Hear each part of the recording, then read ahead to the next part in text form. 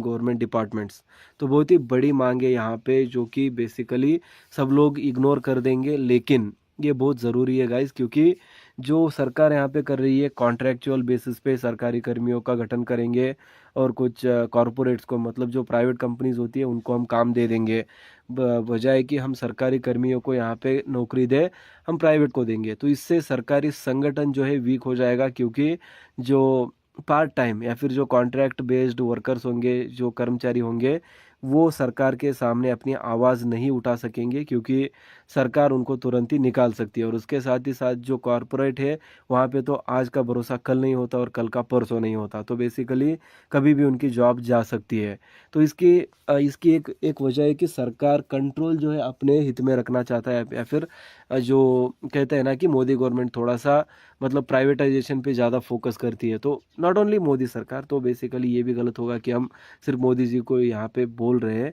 सभी सरकारें ये चीज़ करती हुई आ रही है, और अभी प्रेजेंटली तो सेंट्रल गवर्नमेंट में मतलब बीजेपी है, तो उन्हीं को हम यहाँ पे पॉइंट आउट कर रहे हैं कि जो कॉर्पोराइजेशन हो रहा है या फिर प्राइवेटाइजेशन हो रहा है, उसको रोका जाए, और सरकारी कर्मियों को, सरकार मतलब गवर्नमेंट एम्प्लॉयज़ को यहाँ पे रिक्रूट किया जाए, जो कि अपनी आवाज़ भी उठा सकेंगे और वक्त आने पर कोर्ट का दरवाज़ा भी खटखटा सकेंगे। तो उनको कोई निकाल नहीं सकता, या फिर मतलब जब तक कि वो सच में अगर कुछ बुरा काम करते या फिर जो कुछ रॉन्ग करते, तब तक उनको नहीं निकाला जा सकता।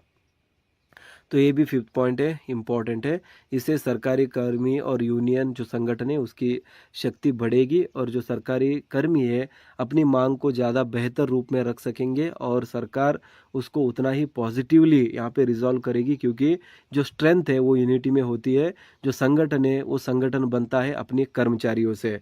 अपने जो कर्मचारी जितना ज़्यादा होंगे उसमें उतनी ही ज़्यादा शक्तिशाली संगठन बनेगी। जैसे कि हमारे देश में सबसे बड़ा सरकारी संगठन बोलेंगे तो जो All India Railways Men's Federation है, उसी को हम कह सकते हैं। एनसीजेसीएम हो गया। तो ऐसे बहुत सारे संगठन है जो कि सरकारी कर्मियों के मांगों को लगातार सरकार के सामने रखती है, और सरकार पर ये दबाव बनाती भी है कि उन मांगों को पूरा किया जाए, वरना उसका खामियाजा भुगतना पड़ सकता है। तो ये है फिफ्थ वाला पॉइंट। तो उसके बाद सिक्स्थ पॉइंट पे हम चलते हैं, जो कि कह रहा है कि ensure democratic functioning of association और federations as per JCM mechanism.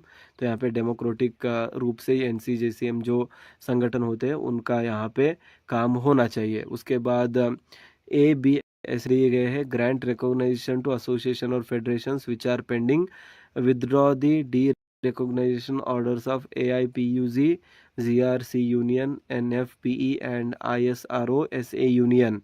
Stop imposing Rule 15(1)(c) on service associations और फेडरेशंस। तो बेसिकली ये जो 15(c) वाला रूल है, जो कि सर्विस एसोसिएशंस और फेडरेशंस पर लगाया जाता है, उसको तुरंत ही रोक दिया जाए या फिर बंद कर दिया जाए।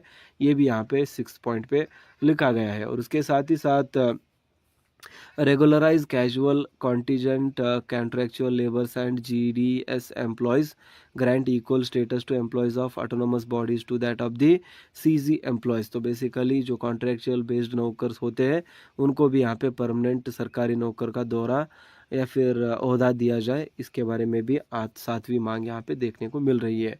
The confederation request to all the GS and SG of the affiliates of the Confederation and the GS of state COs to kindly make all of out efforts to reach out to the each member. Hold the gate meetings on 10th and 11th of March, educate the members about the demands, and then convince them to be prepared for the future strugglings in order to clinch our long pending genuine and legitimate demands। तो यहाँ पे comradely yours SB Yadav, secretary general confederation of central government employees and workers, यहाँ पे देख पा रहे होंगे 10th और 11th को एक मीटिंग यहाँ पे रखी गई है, जो कि फोकस होगा उसमें, मतलब जो फोकस है उसमें ये होगा कि सरकारी कर्मी बेसिकली जो इसके बारे में अनअवेयर है, मतलब ये जो मांगे हैं इसके बारे में सभी को पता होना चाहिए, क्योंकि जैसे मैंने बोला कि संगठन बनता है सरकारी कर्मियों से। मतलब जितने ज़्यादा कर्मियों को ये बातें पता होंगी, जितनी ज़्यादा इनकी आवाज़ उठेगी, उतनी ही प्रोबेबिलिटी बढ़ेगी सरकार इन सभी चीज़ों को मानेगी, और जो मांगे हैं मतलब लेजिटिमेट और फेयर मांगे हैं उनको सरकार अपनी तरफ से कंप्लीट करके देगी। तो इन सभी चीज़ों के बारे में सबको पता होना चाहिए, और उसके लिए ही आप मीटिंग्स रखिए, उनको अवेयर कीजिए इसके बारे में। Confederation of central government employees and workers द्वारा यहाँ पे एक बहुत ही महत्वपूर्ण सर्कुलर रिलीज़ किया जा रहा है। तो आप देख पा रहे हैं ऑफिशियल सर्कुलर भी आपके सामने स्क्रीन पे मैं शेयर कर रहा हूँ। Circular to all officers and bearers, dear comrades and then charter of demands यहाँ पे बोला गया है कि क्या कुछ डिमांड्स यहाँ पे रखी गई है।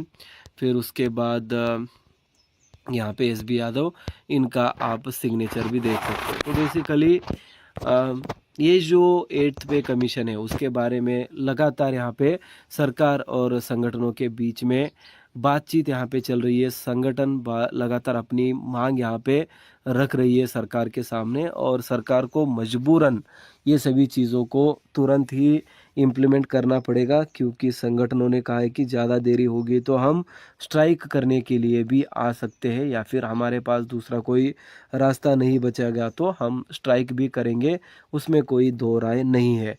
तो बेसिकली ये सभी चीज़ें आज के इस वीडियो में हमने देखी कि कैसे जो 8th पे का संगठन है उसको बनाया जाए। सबसे पहले कमेटी बनाई जाए, फिर एनपीएस को कैंसिल करके ओपीएस बनाया जाए, 18 मंथ्स का डी एरियर्स रिलीज़ करो, कॉन्ट्रैक्ट बेस्ड वर्कर्स और प्राइवेटाइजेशन को रोको, फिर उसके बाद गवर्नमेंट एम्प्लॉयज़ को ज़्यादा से ज़्यादा हायर करो, और उसके साथ ही साथ जो बाकी की चीज़ें हैं हमने आज के इस वीडियो में देखी। तो आपको क्या लगता है, इसमें क्या कुछ मिसिंग है, क्या कुछ ऐड किया जा सकता था, या फिर आपकी जो राय है वो कमेंट बॉक्स में बताइए। मिलते हैं नेक्स्ट वीडियो में।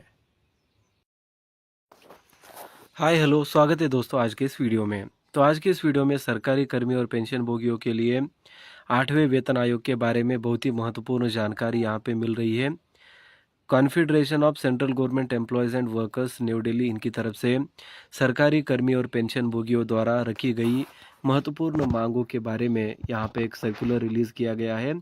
आज ही की ये बहुत ही बड़ी खबर है, और इसमें क्या कुछ सरकारी कर्मचारी 8वें वेतन आयोग में सरकार से चाहते हैं, उसके साथ ही साथ पेंशन भोगियों की क्या मांगे होने वाली है, तो रिजॉल्व करेगी, क्योंकि जो स्ट्रेंथ है वो यूनिटी में होती है। जो संगठन है वो संगठन बनता है अपने कर्मचारियों से। अपने जो कर्मचारी जितना ज़्यादा होंगे उसमें उतनी ही ज़्यादा शक्तिशाली संगठन बनेगी। जैसे कि हमारे देश में सबसे बड़ा सरकारी संगठन बोलेंगे तो जो All India Railways Men's Federation है उसी को हम कह सकते हैं, एनसीजेसीएम हो गया। तो ऐसे बहुत सारे संगठन हैं जो कि सरकारी कर्मियों के मांगों को लगातार सरकार के सामने रखती है, और सरकार पर ये दबाव बनाती भी है कि उन मांगों को